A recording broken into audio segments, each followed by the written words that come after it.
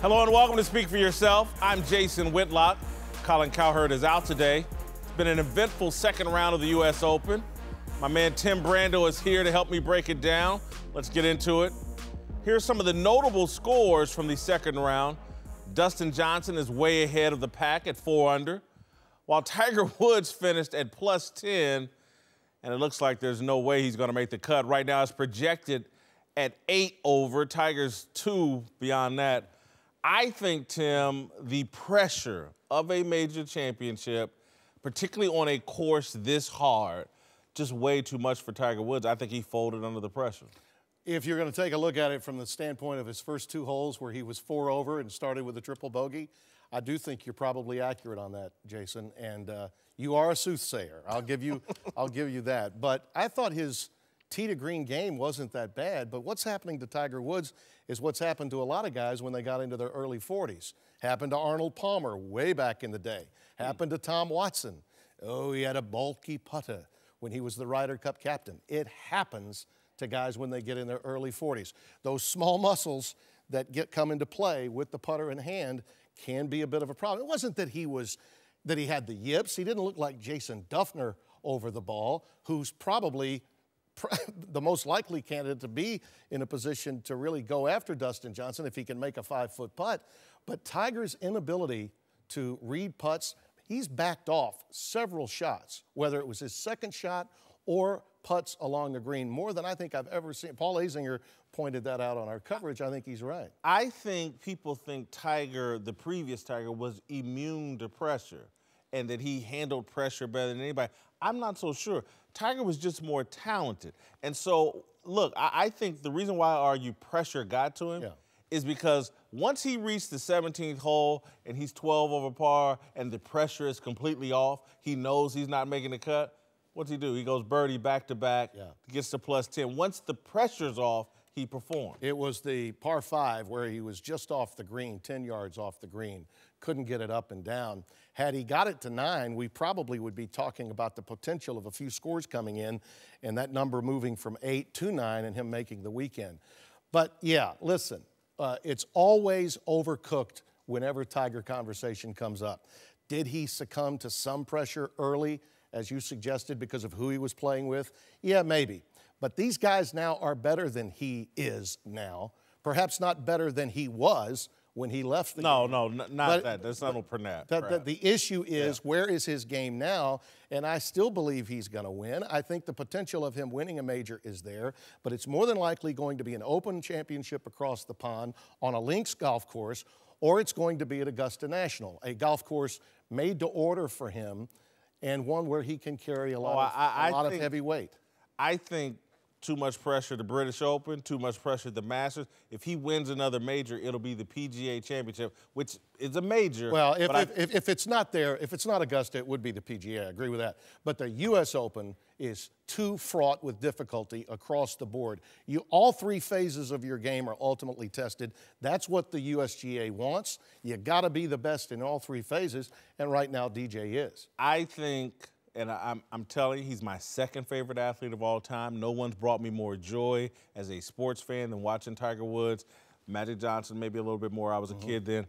I think he's done as an elite golfer. I really don't expect him. He may win some nondescript tournament. I don't expect him to win a major championship. He's the victim of his own prowess because all these guys, including Justin Thomas, a young man for whom he's playing alongside during the course of many other tournaments, is a kid that grew up wanting to be like Tiger. These are fearless young players that saw Tiger Woods when he was elite, and now they're hunting down flag sticks in a manner with a game, okay, that is where Tiger's was when he was in his prime. And there are too many of them, okay? The competition level today, that's why I've said golf doesn't have to have Tiger. It's wonderful when he's there. It's better for the game. But in terms of playing capability, we've got a half dozen to a dozen young wonder kids coming into the sport that have really enlightened the game since Woods really left his prime. All right, Dustin Johnson shoots a 67 today, a relatively commanding lead in this U.S. Open at -4. No, Justin Rose, I think right now is flirting with maybe getting to -1, but everybody else at even par or worse. Do you expect Dustin Johnson to run away with this thing? He could, but I don't think he will. And because his putter has been off the charts. I mean, he's draining 45-footers today. It's amazing what he's done.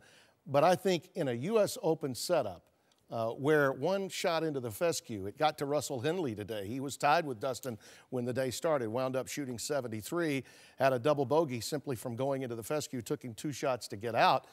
If that happens to him, even someone as strong as Dustin can back up a little bit. And there are too many other really good ball strikers like Rose, like Fowler, and my pace car driver, Charlie Hoffman, who just plods along getting the job done. No, this thing is not over. If you're talking 4-shot lead going into the final round, yeah, he may be a really great front runner. But we're talking about the halfway mark, and a 4-shot lead at 36 is not enough to put it in his pocket. I think that Dustin Johnson playing with Tiger Woods and Justin Thomas had an opposite effect. I think it elevated Dustin Johnson. Yeah.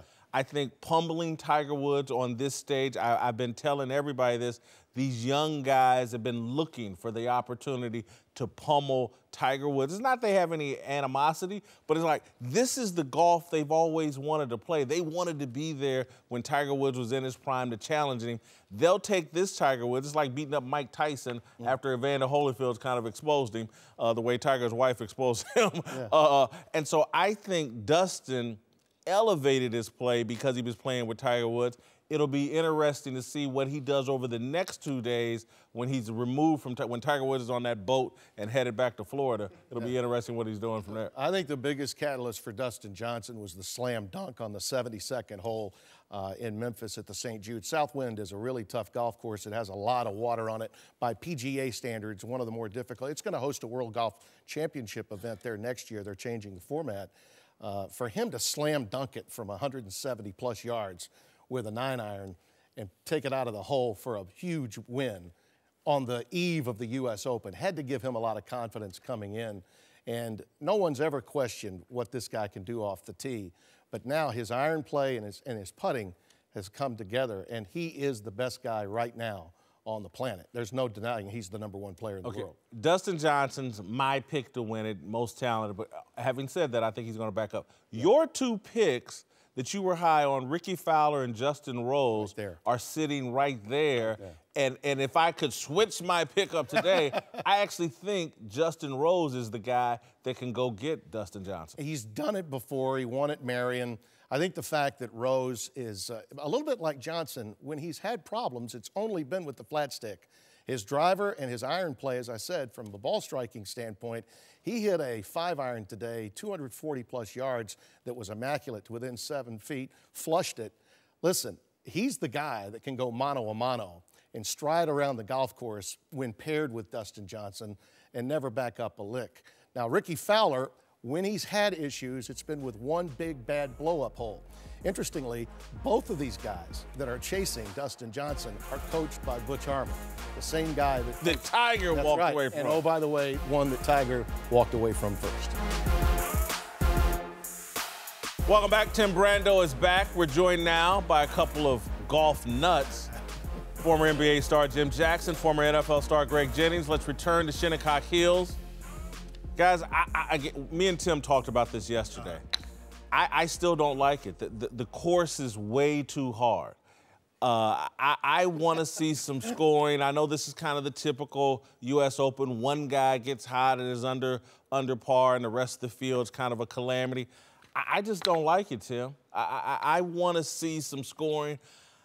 This thing non-player player. Non-player. That's what it is. Non-player player. Yeah. And I'm not saying I'm a decent player. I'm an 11 handicap. Smack it around a bit, right? I smack it around. Yeah. I chase the little white pill. You don't. I think that's the key. Non-golfers want to see exciting moments. They want Augusta National back 9 moments. You don't get that in a U.S. Open. And by the way, you're not supposed to get that at a U.S. Open. You want to see the best players in the world made fools of. Yeah, because I'm made a fool every time I absolutely. So when I see a professional golfer and they chunk a shot and they miss something, I feel better about myself. And now, I played Shinnecock Hills about a month ago with the Corporate Cup with Fox. And at that time, they were letting the rough grow. They didn't shave the greens. But I was walking the course, and I'm saying, you know what? I'm playing on a perfect day. No wind, no rain. and I'm struggling just to hold the greens. I said, if the temperature drops, it rains, the wind picks up, and they're playing from the back tees, the pros are going to have a difficult time. But I love that. I love to see guys go through stuff because golfers want this. They want to know exactly where their shot is going. But firm surfaces are going to dictate something different. Pin placement is going to dictate something different, and weather will dictate something different. And that's what we're seeing right now, you know, with the first 2 rounds. So I'm not mad at all. And it's what we didn't see last year in Aaron Hills, where it was basically a shootout. Yeah. It was about who's going to get the lowest. Yeah. And I get what you're saying, but from a golfer's perspective, to your point, as an amateur player, I want to see them struggle. If you make triple bogey on number 1 and you put up a Mickey Mantle, it takes moxie to grind steady back the ship and grind. And I thought Tiger Woods was capable. And middle way through that round yesterday, it seemed as though he was getting it together. But the back 9 reared its ugly head, and Tiger's issues. You 3 are all hacks. Right. And you do bad. Pretty good hacks. Right. Decent hacks. I'm a pretty good hack. You're all bad. You're all bad hacks. I'm at the champion's tees, so I'm a You decent deserve hack. those triple and quadruple bogeys. I'm looking at golfers a lot of times that make the right shot and don't get rewarded for it. That doesn't happen to you 3. Life's not fair, and neither is golf. Here's the thing, though. But the beauty about golf is this. It's played outside. So things are going to happen that you can't control. And when I'm in a controlled environment in the basketball court, it's not wind coming through. It's not things like that. It's not raining. But outside on the professional level, like football, you can't control the temperature or the weather or the wind. So if you're a right-handed player and it's a left to right wind, you're going to have some issues at Shinnecock. Absolutely. And the reason why I like the way the course is playing, and of course I'm not there playing it in these conditions, so I can say this, but you typically are going to get the best golfer who stands out all across the board. When you look at Dustin Johnson, he's the calmest golfer on the golf course. He never gets rattled. Even when he has a bad shot or bad stretch, he finds a way to get back in it. And mind you, the course is made a lot easier when you got a guy who can just go from the tee to a wedge shot on almost any given hole. Yeah. All right, let's move to Dustin Johnson, who is outplaying everyone right now, sitting at 4 under in a field where nobody else is even under par. Golf has been desperate for another huge star as Tiger Woods has fallen apart over the past decade. And Johnson is a charismatic, big hitter with a major championship, the world's top ranking, and a celebrity fiance. Tim, is Dustin the biggest star since Tiger Woods? Potentially. He's not there right now. But let's point out, similar to Tiger Woods, he had issues, big-time issues off the course. And within the PGA Tour, it's a matter of record. It's been documented. He has steadied all of that. Plus, he had issues. I go back to Chambers Bay, the first U.S. Open that we had on Fox. And that 3-putt that he had, all he needed to do was 2-putt to send us to a playoff with Jordan Spieth. When he missed not just the first putt, but more importantly, the second putt, he was being questioned across the board about everything from having his brother as his caddy, needing some help because his issues with the flat stick he wouldn't come to terms with. Butch Harmon gathered him, and the people around him got around him, settled him down, and even in the aftermath of the loss, he took it in a manner that he hadn't in the past. And his comeback, and we touched on it earlier with Butch's help, particularly with the flat stick, and really Butch isn't helping him with the flat stick as much as he is the other parts of his game. But the reality is, I'm watching today that 45-footer go down, and he does it on a hole where Tiger Woods is on the same plane. His ball is on the same line. And you're watching that replay, slow motion, and Woods is watching and looking at that particular putt as he walks into the frame. I'm thinking to myself, Tiger's got to be saying, I remember this. Absolutely. This used to be me. It's now Dustin Johnson. All fair points. Comparing anyone to Tiger Woods, I think, is a bit silly. Absolutely. And so that's why I won't say that he is. Yeah, biggest, you know, because John Daly, to me, is still probably a bigger star than even Dustin Johnson, a more fascinating, interesting character than Dustin Johnson. Dustin Johnson is the most talented player I think I've seen since Tiger Woods. But in terms of stardom, in terms of driving television ratings and interest, he can't do it just because Tiger, what sports fans are dying for, where we've all fallen in love with our cell phones and taking pictures, we all want to document history. And so when Tiger Woods goes out there and he's chasing Jack Nicklaus and he's 25% half African-American and all that history he brings to the table, it's damn near impossible for anybody to match that or be that kind of star. What you're saying is that he has a story. He has a story that attracts people. Even the novice golf fan who didn't really watch golf would watch Tiger on the weekend. You have Ricky Fowler, young, energetic, a lot of young girls like him, but he has something. Jordan Spieth, Jason Day. Justin Thomas.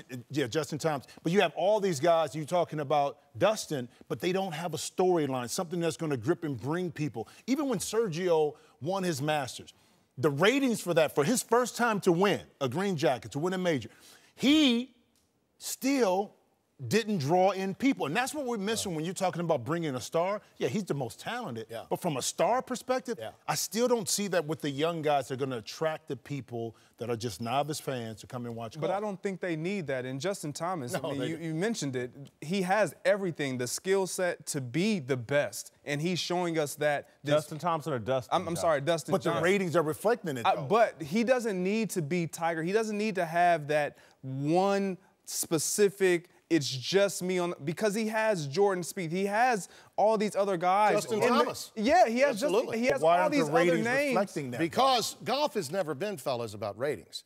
Golf has been about advertising revenue, okay? Arnold Palmer was the first guy to move the needles, all right, because he was the king. And Jack Nicklaus became the greatest of all time. But golf has always been considered a niche sport. The only time golf became mainstream was when Tiger Woods came into vogue, and it was because of the packaging. It wasn't necessarily golf. It was the Nike swoosh. It was the selling. It was the Steinberg action. It was what Earl did. All of those things came into play. He was on the Mike Douglas show when he was 4 years old. He was on his way. He was a prodigy, but it was the packaging of him that brought the ratings. He's going to change the world. He wasn't ready necessarily to do all of those things. He was programmed to do those things. Golf will do just fine without ratings. It generates a lot of revenue. I love your point about packaging and the sponsorships and I love Jim's story about having a story to tell. This is one of the reasons why I think golf needs to actually move on from Tiger Woods. I agree. And Absolutely. So that we can actually tell the story about the rivalry. The rivalry between this group of young guys is actually the story that should be getting told instead of all of us sitting around, I wonder if this is going to be the weekend Tiger comes back. He ain't coming home. We need to get into Dustin Johnson versus Justin Thomas, Jason Day versus Roy McIlroy, Jordan Spieth. I'm telling you, there are more coming. If you watch collegiate golf, if you watch junior golf, a lot of the great players of today in my own hometown, David Toms, is honing talents for players from as far away as South Korea and Switzerland. Okay, a lot of players of the modern era are giving back, and kids are picking up golf clubs instead of footballs. I'm here to tell you, great athletes. You see a guy like Brooks Koepka, cut, chiseled, like ready to go. Right? This is changing the complexion across the board, okay, it really of the sport itself. All right, you've heard Tim and I talk in the previous segment. We both kind of like Justin Rose, Ricky Fowler as a potential challenger for Dustin Johnson. Anybody else you guys see out there? I actually think the biggest challenge for Dustin Johnson is not another golfer. It's just blowing up on one hole, because that's what this course does to you. If he posts a triple, quadruple bogey, he's going to let a bunch of people back into it. Yeah, I don't think anybody roars back if he continues to play the way he's playing. But a guy that always, and he misses a lot of cuts. You said his name earlier, Charlie Hoffman. Yeah, ace car driver. For whatever reason, he always finds himself in these majors on the first page, making sure that I'm on the leaderboard. It's one of those things where you will never really bet on Charlie Hoffman, but you can almost bet he's going to be around and giving himself a chance. So I would love to see somebody like that win it. Well, selfishly, Henrik Stenson for me. Yeah, great ball and the reason why is because he's a great ball striker. Plus, his 3-wood, depending on if the weather shifts, he's able to keep the ball underneath the wind. His iron play is excellent. And plus, around the green, he has touch. So he's right there in regards to just knocking the white off the ball with Dustin. I think if Dustin comes back a little bit, and you know he stays steady, he can make a run Saturday and Sunday. Lesser-known player, but he's got the best score in the tournament to this point. He shot a 66 today. Tommy, don't call me Mick Fleetwood. All right, this guy is legitimate. He's won 4 European events. He's been on leaderboards and major championships before, over here as well as over there. He's got the long locks. He looks like maybe his build is such that maybe he won't stand up to it. You think of him maybe as more of an Ian Poulter type than a Justin Rose type. I will concede that if he's capable of backing up this 66 with an under 70 round tomorrow. And if he does, that would be my sleeper choice right now, Tommy. I'm going to say something preposterous, but I'm not ready to count out Phil Mickelson. I know he's at like +7 when we're on the air right now. I don't know where he's going to finish up, but anything's a possibility with this course. Dustin Johnson can blow up, and a lot of guys can get back in this. People thought what Phil's doing right now, and let's knock on wood, see if he's able to finish out. The kind of grinding out he's doing to make this cut is what we thought we were going to see from Tiger Woods, and we're actually seeing it from Phil Mickelson. The NFL Players Association should fire its executive director, DeMaurice Smith. According to the website Pro Football Woke and its editor, Mike Florio, Smith and the NFLPA have hired multiple law firms to research potential lawsuits to fight the league's new national anthem policy. I'm not joking, although I wish I was. The new policy, instituted last month by the NFL owners, requires players to stand respectfully during the playing of our national anthem or stay inside the locker room until its completion. So, the players have 2 options. 1, they can take 3 minutes on game day and join the overwhelming majority of their fans in recognizing that we're all lucky to live in a country where descendants of former slaves can rise to the presidency, the head of the NFLPA, host of a sports talk TV show, multi-millionaire wide receiver, or filthy rich gangster rapper. Or 2, they can stay in the locker room and build their Twitter followings by symbolically feigning concern for the plight of poor people of color by reigniting a conversation about the appropriateness of protesting during the national anthem. The foolishness of the players bothers me, but it's understandable. They're all relatively young, and when you're young, it's easy to get swayed by groupthink, rebellious anti-establishment fads, and other forms of liberal stupidity. But DeMaurice Smith doesn't have the excuse of youth. He's 54 and should easily recognize when he and his union are being played like a banjo by forces determined to destroy the sport, the league, and the industry that enriches his union members. That's what's happening here. The destruction of football is an inside job. Smith, Colin Kaepernick, and a handful of black players have been manipulated into undermining the American industry that has produced more black male millionaires than any other industry. Football, with a player-employee base that is 70% black, is at the top of the American entertainment chain. It's an unmatched cultural force. It's the #1 show on 5 different television networks. It's 1,000 times more popular and powerful than Oprah Winfrey in her prime. There are a group of people with a certain political point of view who don't like football's place in our culture. Cowboys owner Jerry Jones isn't part of that group. Neither is Texans owner Bob McNair, or Washington's Dan Snyder, or Clark Hunt in Kansas City, or Woody Johnson in New York, or the Mara family. I could go on. But the old white billionaires of the NFL who are pilloried as bigots don't have a problem with a powerful cultural force that turns black men into millionaires. Why in the hell is DeMaurice Smith fighting these guys over the national anthem? Surely he knows a big part of the reason football passed baseball as America's national pastime is because legendary NFL Commissioner Pete Rozelle attached the game to patriotism, respect for the military and flag. Surely Smith knows a big part of the reason the NFL generates $14 billion annually and will spend $177 million per team on player salaries this season is because the league has been sold as uber patriotic. Why would Smith lead a national anthem fight that damages the brand, that enriches the players? Does he not understand his job? Has he taken the time to explain to the players that this national anthem fight is devaluing the brand of the NFL players?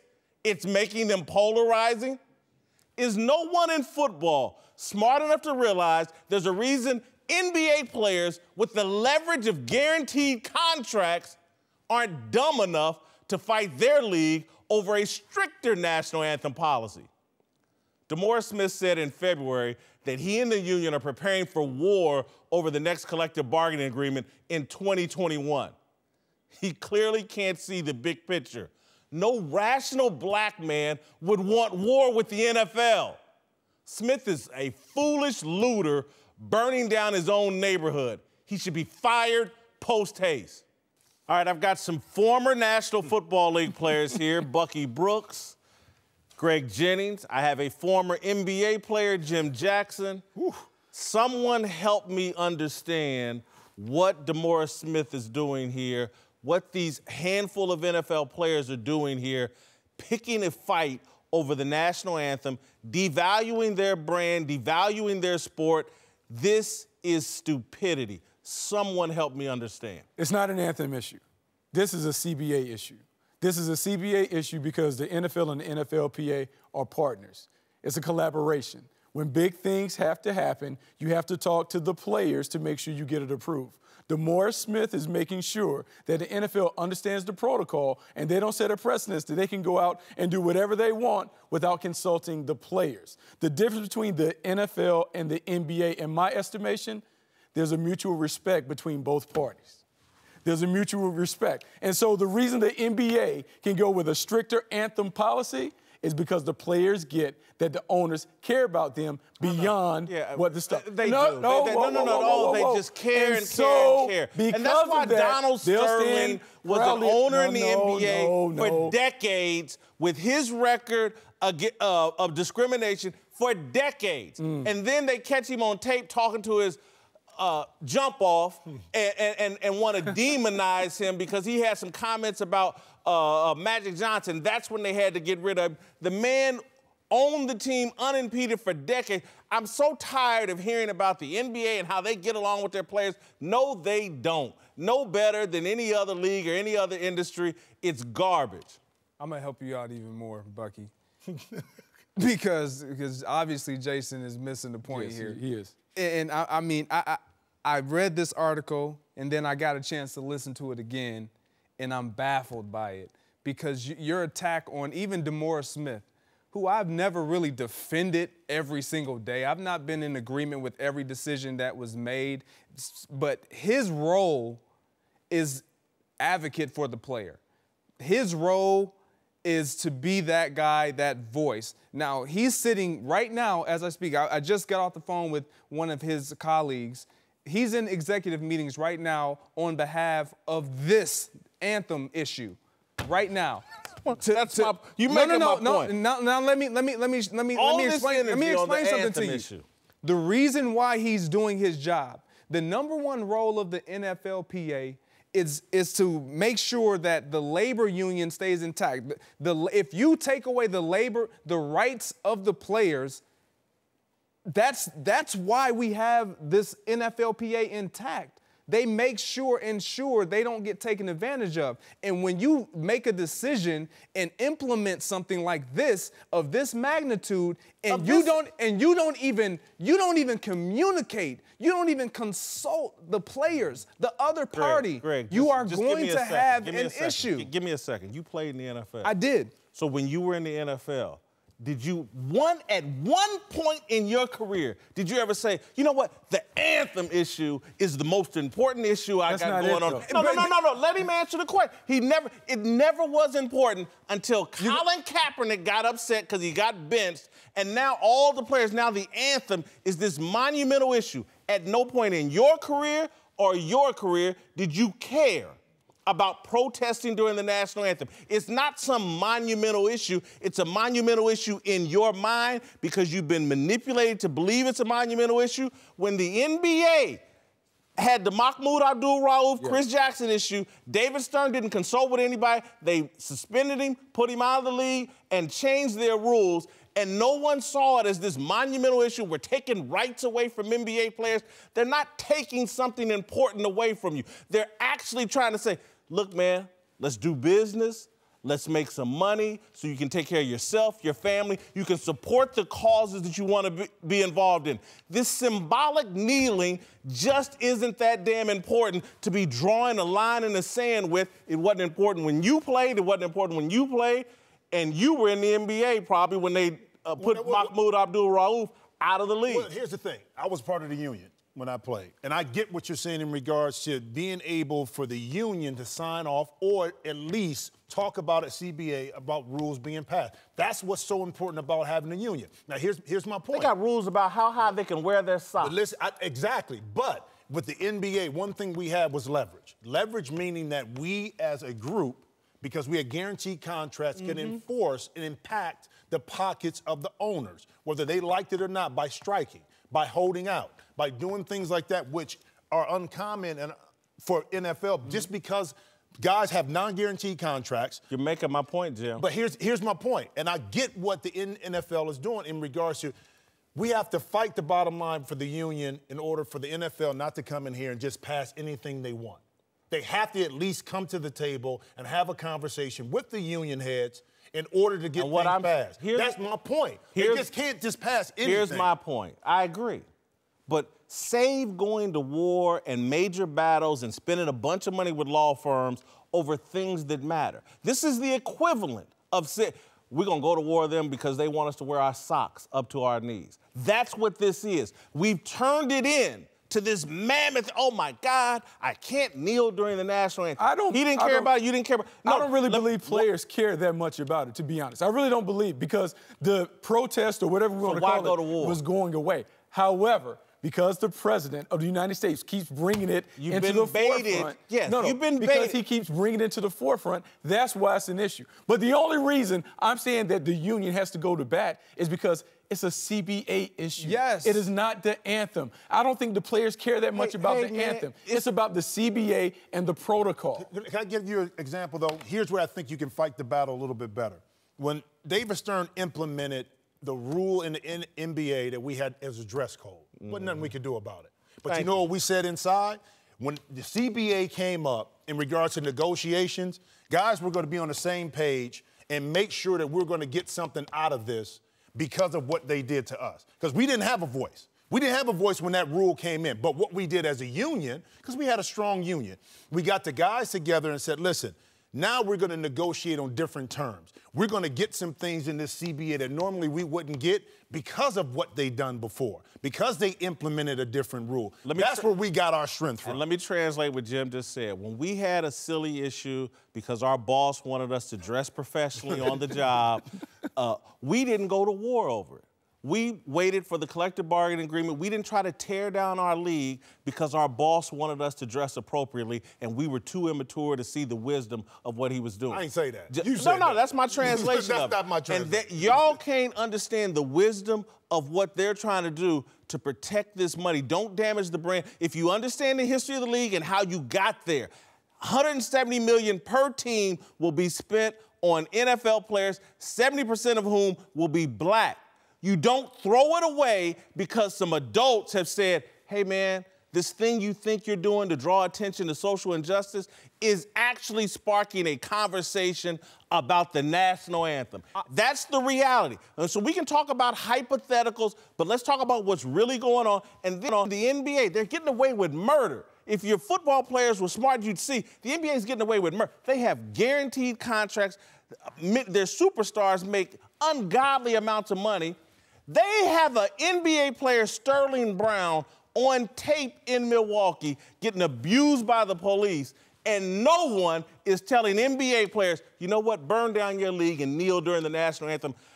Irritate your customer base. No one's doing it. They have more leverage, more power to do it. In season to see if anyone is going to take that stand. If anyone's going to do anything Y'all with been the anthem, baited in no. I'm looking at your leader The right leader now. is investigating what Spending, to do. He's blowing investigating money. only because of the CBA. I don't think you've heard an outcry from players saying, oh my gosh, they took away our ability to demonstrate during the national anthem. Are you That's kidding, not Bucky? what we're hearing. That's not what we're kidding me? hearing. There's That's not what we're players hearing. complaining about that. That's not what we're hearing. You want to chop off DeMaurice Smith's head right now Yes. and call for his job when he's doing his job correctly. And when it comes to the whole national anthem thing, to Bucky's point, this has nothing to do with the anthem. I understand. Let me finish. We got to talk facts. You can't say it has nothing to do with the national anthem when they're protesting during the national anthem. You can't say nothing. You can say it has less to do, but you can't. Nothing is impossible. That's factually incorrect. I get what you're saying. No, that's but facts. the intent of the protest is not directed towards the national anthem. Good. Okay, we agree. I agree with you on that. So, But hold on. But as adults, and I'm 51, as adults, I've lived long enough to know the road to hell is paved with good intentions. Good intentions don't justify all your actions. Now, I'm going to say this. Smart intentions. I'm going to say this. Colin Kaepernick was never kneeling until the advice of Nate Boyer told him to take a knee. He was just sitting on the bench. To be honest, he was just sitting on the bench until someone decided to make that an issue. Bucky. He didn't go out and say, hey, look at me, I'm not standing for the national anthem. That's not what Colin Kaepernick did. He was taking a seat during the national anthem, and when asked, he said specifically, let's just deal with facts, I'm not going to stand and support the flag of a country that oppresses, blah, blah, blah. He made it about the flag instantly. And so just because he went from sitting to kneeling and blah, blah, blah, whatever it is, he was protesting during the national anthem. He said on the record, I'm not supporting the flag that oppresses, blah, blah, blah. It's all malarkey. Because everybody that just wants to demonize America in this system, no one leaves, ever. If as black men, if we could agree, you know what, there's a place over here on the globe that's better than America, let's go, let's do it. But there isn't, and there's no industry like football for us. Basketball doesn't compare. They don't deal with as many guys. They don't deal with you got to be damn near 6'6". It's for an elite group. This football thing that we're tearing down and being baited into tearing down because we can't stop engaging with the president who trolls people. We're just letting a troll talk us into something stupid that doesn't serve our interests in the long run. And DeMaurice Smith is paid to be ahead of the conversation, to be a leader, and leaders do tough things. They don't bow to the interests of a few loud people. Because if y'all could show me that the overwhelming majority of NFL players, from Tom Brady on down, hey, man, hire some lawyers to fight this national anthem thing. I don't think the overwhelming majority of players want that. There's a few loud guys and people that want to be popular over social media, but the overwhelming majority, man, I want to play football, make this money, take care of my family, and support the things that I'm passionate about. I don't disagree with you on that. I don't either. I don't disagree with you on the players want to play and not be necessarily involved in this conversation. But their leader is out here fighting a national anthem issue that damages y'all's brand, makes players polarized, makes them less marketable. Do you really believe, let's be honest, do you really believe the players would be polarizing if it wasn't this issue? Do you really believe that the players, in terms of the way that it's been done, young black millionaires, that it wouldn't be polarizing without the anthem issue? Do you really believe in the Twitterverse that we exist in now, that players, if they stood at attention, that they wouldn't be subject to criticism and the like? So I'm just saying, it's beyond all of that. It's not just that, Look, Jason. They would be criticized for their play on the field. That's what I used to do, Bucky. You know better than anybody. You was in Kansas City. Absolutely. I mean, they'd be criticized. But this issue is so polarizing, the national anthem. It hurts people who care about this country and are sitting there like, really? This is not what I thought this league and these players stood for. This is about the American dream. And again, I don't know where y'all come from. I didn't make it to the NFL, but football is a part of my American dream story. Again, I keep going back to this. I'm in a one-bedroom apartment, 400 square foot, with my father in the ghetto. Football brought me up out of that. And y'all just want to tear it down because Colin Kaepernick lost his job and let's go to war with the NFL over this whole thing of him wanting to go to war with the NFL. It's stupid and silly. Let me shed some quick light from an insider's perspective of how this works. When you are in the National Football League or in the NBA, you are looked at as a public figure by many who doesn't have this platform. Yeah. And so when social issues come up and you're out in the community or you have an event, you have an appearance, and someone comes up to you, hey, can you do this? Can you say this? You should say this. You have this platform. Now, it's almost like we want players to do this, but then when they do it, there's going to be backlash. If they don't, there's still going to be backlash. So I shouldn't say they're torn, but they have a definitive decision to make. And Kaepernick's decision that he chose to make was to support what he felt was right at that moment. And using his platform during the national anthem was what he chose to do to draw the attention. Now, to your point, is it hurting the viewers and revenue? Possibly, but to gain some ground, you're gonna have to lose some ground, and that's just the way it is. Greg, my point is. But he's not. And my point is, I really want you to understand what ground has been gained. And everybody, we have a conversation. So that's worth it. A conversation. No. America has been talking passionately about race for about 400 years. There's this myth that we only talk about it when someone protests. That's garbage. You've been lied to. You've been led astray, hoodwinked and bamboozled.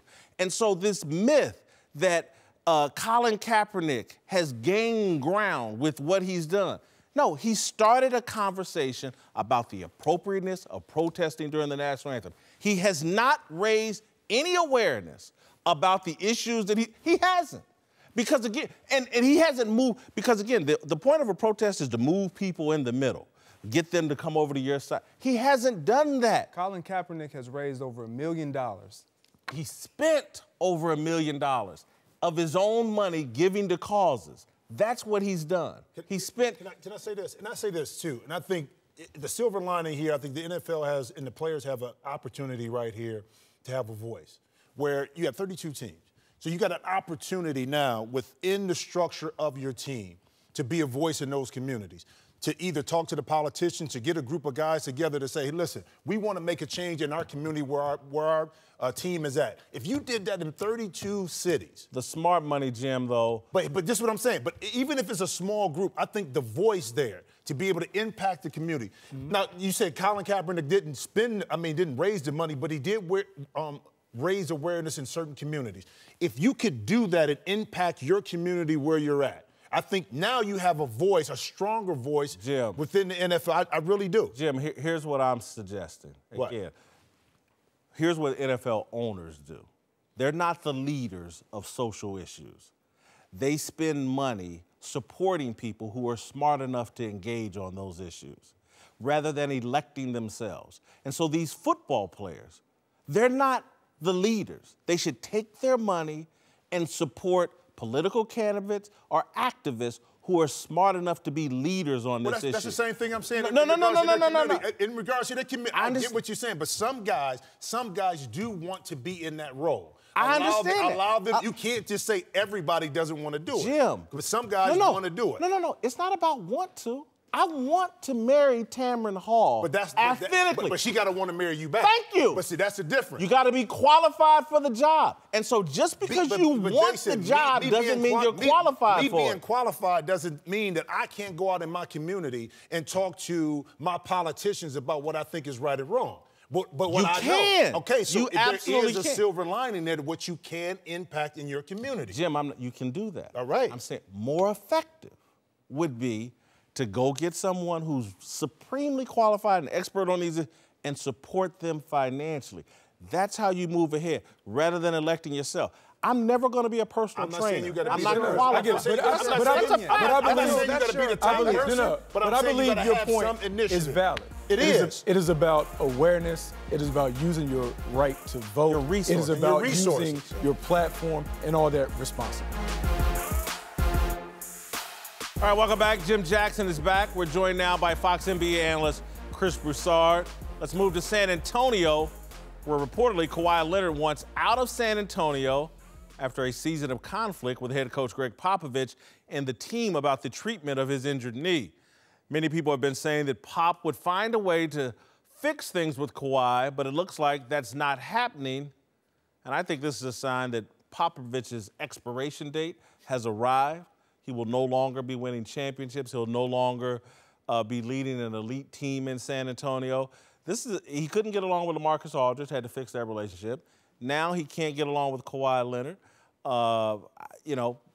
Hall of Fame, all-time great, second best coach, maybe other than Red Auerbach, maybe the best coach, or good as Phil Jackson in my mind. But it's over.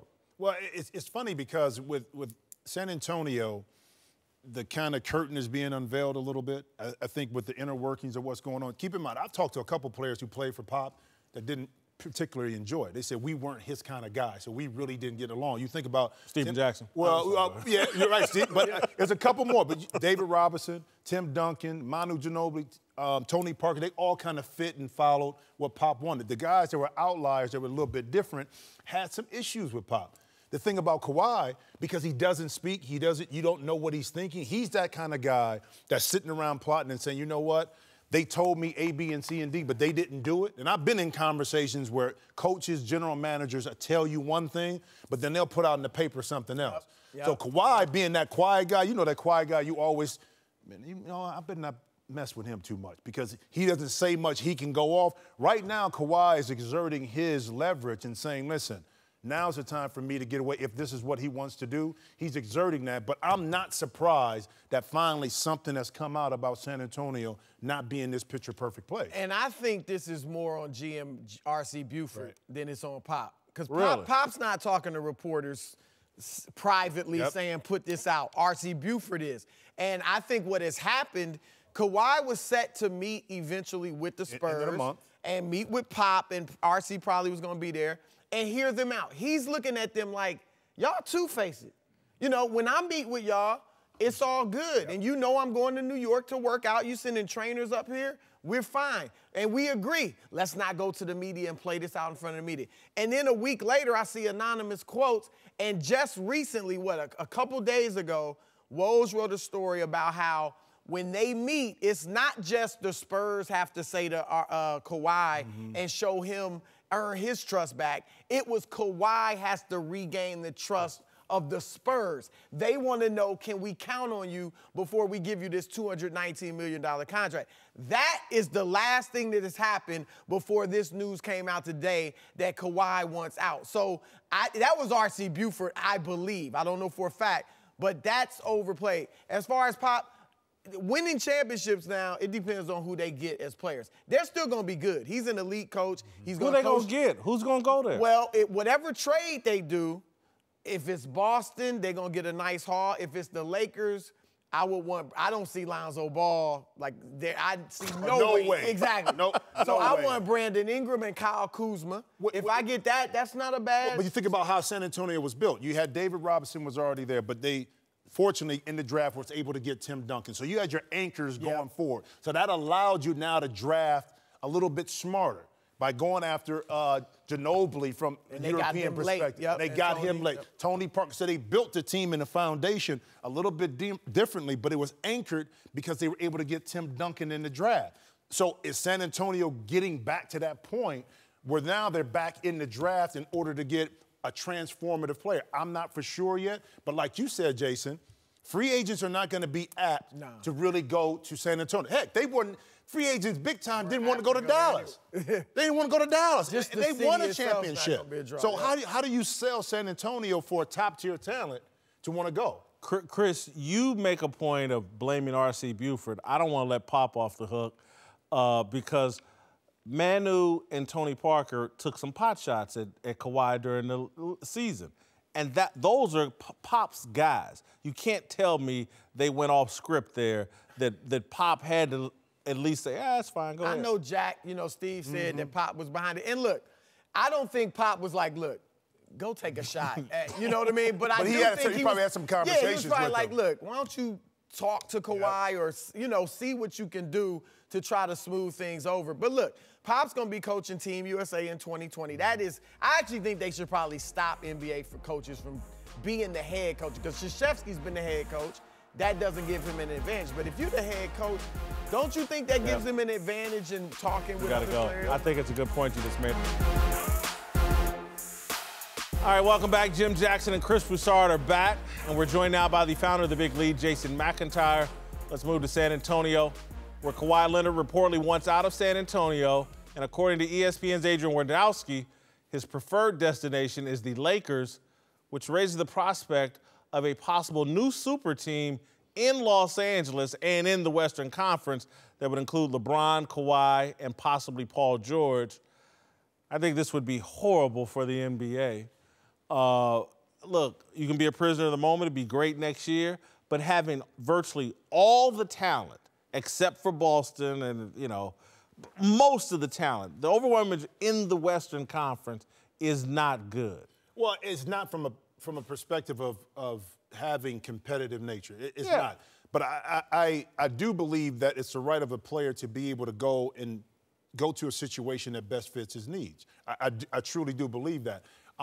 Because we fought so long in the NBA to be able to, one, get TV money, to be able to go to different teams we want, to get paid the way we want. So mobility from that perspective, I think, is an option.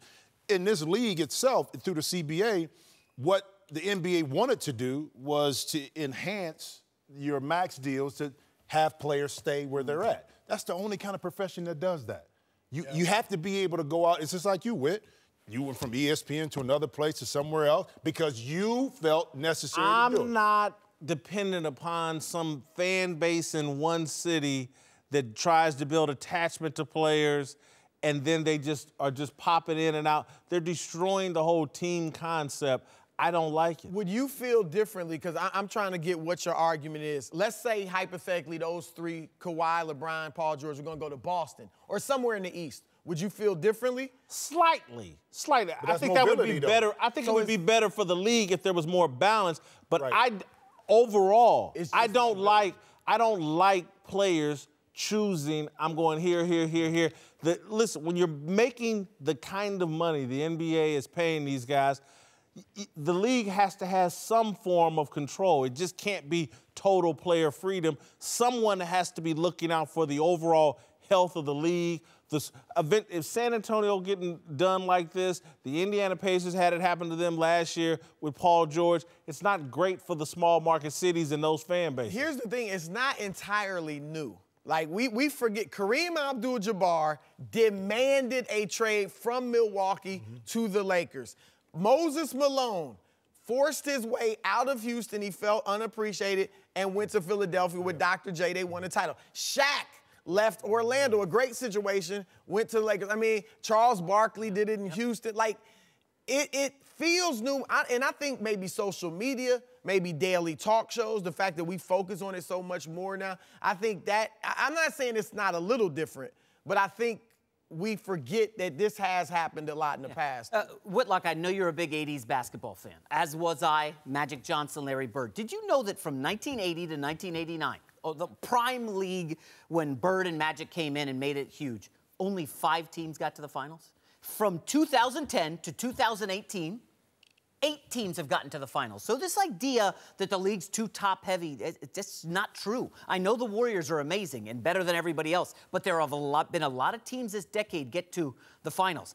And to the second point, like, I just don't understand. You're pro player a lot. In a lot of cases. This is pro player over the owners, over the league. Let these guys go where they want. Let them have fun. I don't understand why you're so anti teaming up and joining forces. And, well, you know. One, I literally have virtually no respect for what the Golden State Warriors have done with Kevin Durant. I think it's cowardly what Durant did and basically the team. But listen, man, I'm for the players making as much money as they can possibly make. But I also have to be for the fans and making sure that experience is protected, because at the end of the day, more than a talk show host, I'm a sports fan. And seeing Paul George bully his way out of Indiana bothers me. It worked out for your Pacers. Yeah, it did. It did. But for the moment, we'll see over the long haul. But you invest that kind of, look, Reggie Miller playing in Indiana for 17 years, that's a great experience for me as a Pacer fan. I just think that's the experience most fans want to have. And so you'll hear me talk a lot, I'm pro player, but mostly I'm pro fan, because there's more fans than there are players. Here's my thing, though, and I'm going to push back on this. For years, owners have always had control over mobility of players, okay? I remember I'm in Golden State, I'm in Philadelphia, owner telling me the Jimmy coach played in 12 cities. But what are you complaining about? No, this is what I'm complaining about, because I didn't have control over where I went. You went everywhere, Jim. But it doesn't matter. I'm playing for Philadelphia. Larry Brown tells me, well, I'm going to get you to a championship caliber team. Golden State is calling, but we're not talking to him. He sends me to Golden State. I don't want to play at Golden State, but I don't have a choice. Now, when I got traded from Houston to New Orleans, I took a stand and said, you know what? I'm not going. I'm 33 years old. I want to play on a winner.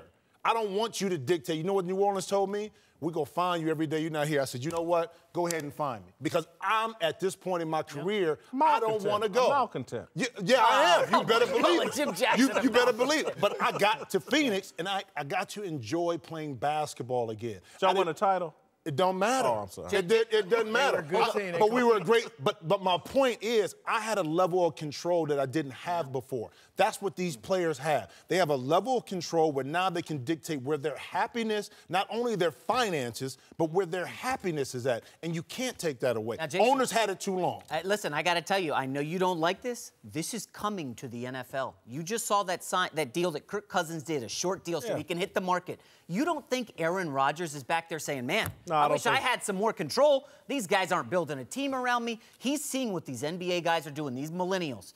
They're stockpiling talent, winning championships. You don't tell me NFL players want that? Look, it may happen. It won't happen with Aaron Rodgers. I don't think he's going to leave Green Bay. I think he's smart enough to realize his, Bart Starr to Brett Favre to Aaron Rodgers, that brand is so valuable long after his career is over by keeping that career in Green Bay. That's what a lot of guys don't realize, particularly in football, but I even think in basketball. Having one city associated with you. I was talking to someone, and this is a little sidetrack, but I was talking to someone today about Terrell Owens and his Hall of Fame experience. He doesn't have a team that's willing to support his Hall of Fame experience because it's expensive. If he had played for one team for a substantial period of time, he'd have a great Hall of Fame weekend. All right, welcome back. I'm joined now by Fox soccer analyst Kobe Jones and Ian Joy.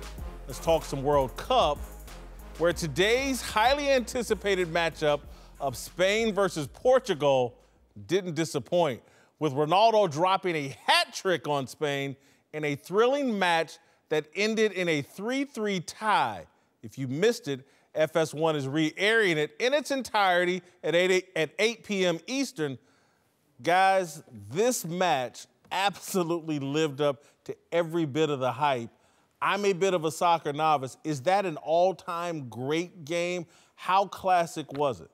It was absolutely fantastic. When you're talking about group stage games, you have to admit that's probably one of the best I've seen within my lifetime within a World Cup. To see Cristiano Ronaldo, who you expect to do great things, say, you know what, I'm going to step up and do those great things. Yeah, I think the World Cup so far has not disappointed. I mean, the opening game had 5 goals in it, and what do we want here in the United States of America? We want to be entertained. We want to see goals galore, and again today it was the match that everybody anticipated. They were looking forward to a good spectacle, and sometimes you can get a boring match when it's 2 big teams. This one didn't disappoint. It was an awesome game. Ronaldo, I think, had scored 3 goals in World Cup in his entirety, scores 3 this time. He's never won a World Cup. I think today's performance is a great sign. This may be his year. Yeah, he wants it. He wants it. You look at Ronaldo, he is 33 years old, possibly his last go at a World Cup, unless something amazing happens, in the next 4 years. But he wants this. This means more to him than anything else. When you look at it, he's won all the other trophies that he possibly could. So this is the moment where he knows that he needs to step up, and he's trying to will his team to victory. Listen, he's a freak of nature, this guy. This is the best athlete I have ever seen across any sport. Debate it if you choose. But I will say this, that I've seen LeBron James, but continue. you can say that. I'm going to stick with Cristiano Ronaldo just because he's got athleticism like I've never seen before. He's a science project. The oldest man to score a hat-trick at a World Cup, probably the sexiest man to do so as well. So, fantastic performance. Good for you. I'm happy to say it. Let's move to a huge Sunday matchup, Germany versus Mexico. The Germans are the defending champions in the World Cup. Can Mexico pull this upset, Colby? I think there's a possibility. One thing that we've seen is that Germany and Mexico always seem to come up in the World Cup matched up together, and it's always pretty close, sometimes 2-0, sometimes 1-1. But this Mexico team, what I have been impressed with, they seem to be more of a physical side this time than what we've seen previously. It's not going to be that just pass all the time. They're a lot more direct, where I think they could put a little bit of pressure under this favored German team. What does Mexico have to do to pull the upset? You're asking the wrong person because I am absolutely not on the bandwagon for Mexico to do well in this competition. I'm saying they get humiliated by Germany because Germany are out there to prove a point. They're the world champions, and they're world champions for a reason. They've lost a lot of experienced players. I understand that. They've lost the highest ever goal scorer in the World Cup history, Miroslav Klose. So to replace that on the big stage is not easy. Mexico have to be at their very, very best to get anything from this match. All right, quickly, guys. 2026, the World Cup is coming to the United States of America, Canada, Mexico. How big of a deal is this? What's it going to do for soccer here in the U.S.? I remember being a 12-year-old boy watching Kobe Jones run around in 1994 on a field, and it got me addicted to the game even more than I was before. So it made me fall in love with it, and I think, once again, we'll have the opportunity to take our children to watch a game, to watch a World Cup on our shores. I mean, this is just awesome. Yeah, this is absolutely amazing. I think we have to look at the legacy of the '94 World Cup. It brought us MLS and the sport and the growth of soccer in this country. I think with 2026 and everything that comes with it, the funds, the attention will allow us with this long runway to really expand the game at the bottom, build from the bottom up in this World Cup, allow the youth and the youngsters to play and enjoy the sport. Thank you, guys. Really appreciate it.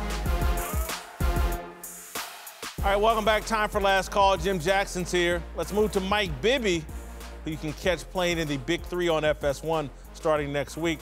The former Kings star is looking absolutely jacked in a photo put out by the Kings. Jim, do you expect Bibby to dominate the Big Three? Well, I don't think those muscles will help him get quicker. As you get older, bro, you lose speed. There's some younger guys coming in the league, but when I first saw Mike and I saw him like that, I was like, bruh, what you doing? What you doing? You know what? I'm going to tell you what it reminds me of. My cousin Kevin's about to be upset with me. I'm sorry, Aunt Dorothy, for saying this. This reminds me of my cousin Kevin. He's about 10 years older than me. When I was a little kid, about 8, 9 years old, me and my brother were getting bullied by some older boys. My cousin Kevin came home from the joint. Big up Swole top. Up Big like up that, top.